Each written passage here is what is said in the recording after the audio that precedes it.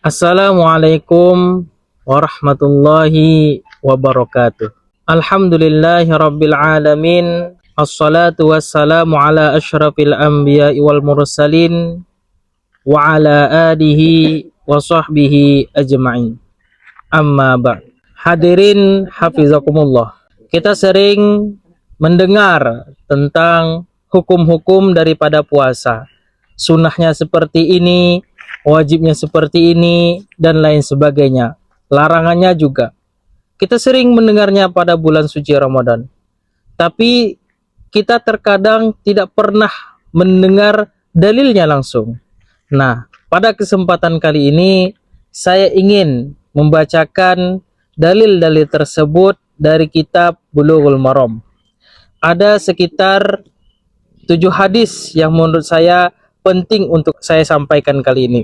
Hadis yang pertama adalah wa an Hafsah ummil mukminin annan Nabi sallallahu alaihi wasallam qol man lam yubayyit as-siyam qabla al-fajri fala siyama lahu.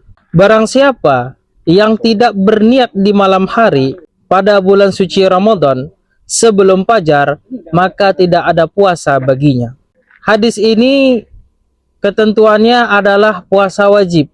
Karena jika seandainya puasa sunnah, itu boleh kita lakukan di pagi hari sebelum tergelincirnya matahari. Sedangkan puasa wajib, itu kita harus berniat di malam harinya. Dari kapan? Dari terbenamnya matahari sampai terbit fajar shadiq.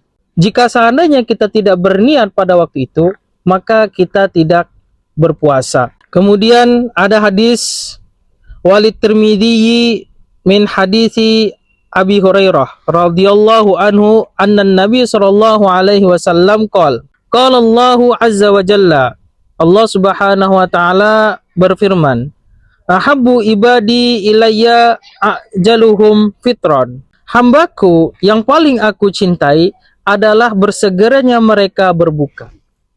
Hadis ini mengajarkan kepada kita agar tidak lalai di dalam berbuka. Kenapa? Karena jika seandainya kita lalai di dalam berbuka, maka kita juga akan lambat melakukan sholat, melakukan ibadah-ibadah yang lainnya. Sehingga kita dianjurkan untuk segera berbuka. Syaratnya bukan seperti yang biasa kita tonton itu di medsos. Misalnya, letakkan makanan di dalam mulut, tidak seperti itu. Cukup tidak lalai saja di dalam waktu. Wa an Anas bin Malik radhiyallahu anhu qala Rasulullah sallallahu alaihi wasallam tasahharu fa inna fis sahur barakatan, muttafaqun alaih.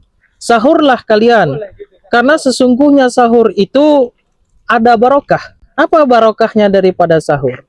Tentu barokah yang paling kita rasakan adalah kita kuat dalam berpuasa.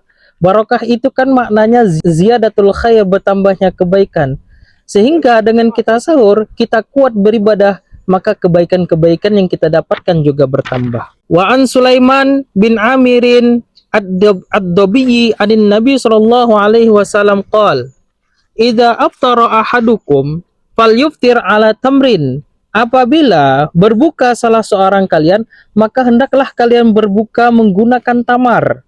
Fa illam yajid falyuftir ala ma'in. Jika kalian tidak menjumpai tamar, tidak memiliki tamar atau kurma, maka kalian berbukalah ala ma'in, menggunakan air. Fa innahu tahurun. Sesungguhnya air itu adalah suci atau mensucikan.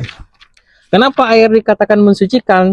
Dengan kita meminum segelas air, itu membuat diri kita menjadi segar, membuat dahaga kita lepas, sehingga kita tidak merasakan haus dan kuat untuk beraktivitas yang lainnya, terutama di dalam beribadah. Dan juga tentunya kenapa Nabi Muhammad SAW mengajarkan kita untuk berbuka menggunakan tamar ataupun air, agar supaya kita bisa mengkondisikan rasa kenyang kita. Kalau misalnya kita terlalu kenyang, akibatnya akan malas di dalam beribadah. Wa an Aisyah radhiyallahu anha qalat, dan dari Aisyah radhiyallahu anha berkata Aisyah, karena Nabi sallallahu alaihi wasallam, sesungguhnya Nabi sallallahu alaihi wasallam yuqabbilu wa huwa shaimun. Nabi itu biasa mencium istri-istrinya maksudnya, sementara Nabi itu dalam keadaan berpuasa.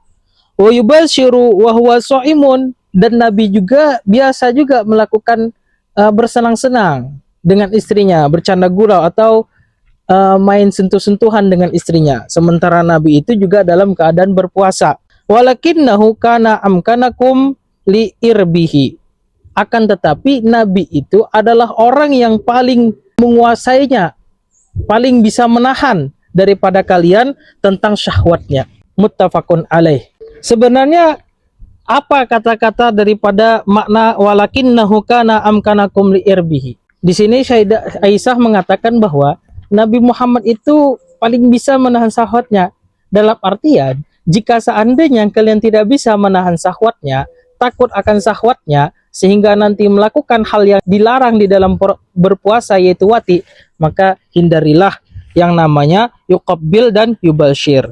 Hadis selanjutnya, wa an Abi Hurairah radhiyallahu anhu qala, dan dari Abi Hurairah radhiyallahu anhu qala Rasulullah sallallahu alaihi wasallam, Nabi Muhammad sallallahu alaihi wasallam bersabda, man nasiya wa huwa shaimun fa akala aw syariba. Barang siapa yang lupa dan dia sedang berpuasa, kemudian dia makan dan dia minum, fal yutimma saumahu, maka sempurnakanlah puasanya. Jadi dari hadis ini, jika seandainya dia lupa, dia tidak harus berbuka.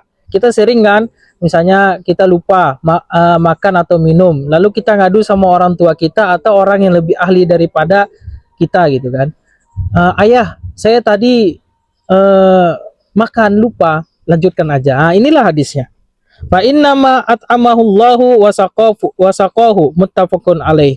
Hanya saja yang memberi makan itu Allah dan juga yang memberi minum itu Allah. Jadi kalau kita lupa, teruskan saja, tidak usah kita batalkan puasa kita. Wa in Aisyata wa Ummi Salamata radhiyallahu taala anhuma annan Nabi sallallahu alaihi wasallam kana yusbihu junuban min jima'in. Nabi Muhammad SAW itu dalam keadaan subuhnya, waktu subuhnya dalam keadaan junub. Jadi di waktu subuh itu Nabi junub min jima'in sebab dia melakukan jima. Tentu jima'nya itu bukan di waktu subuh, tetapi di malam hari. Tsumma yaghtasilu wa yasumu. Kemudian Nabi mandi dan dia berpuasa. Muttafaqun alaih.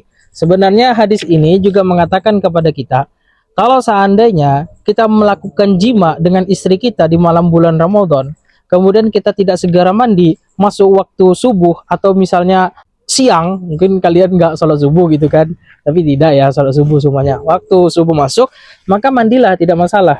Kan kita dalam keadaan junub, mandi, kemudian kita sholat dan juga kita berpuasa. Nah, dari hadis-hadis inilah yang sering kita dengar hal-hal kesunahan, hal-hal yang dilarang dan lain sebagainya, tapi terkadang kita tidak mendengarkan dalilnya secara langsung. Jadi semoga apa yang saya sampaikan ini bisa menjadikan kita bertambah wawasan baik untuk diri saya sendiri maupun kita semua. Wabillahi taufiq wal hidayah. Assalamualaikum warahmatullahi wabarakatuh.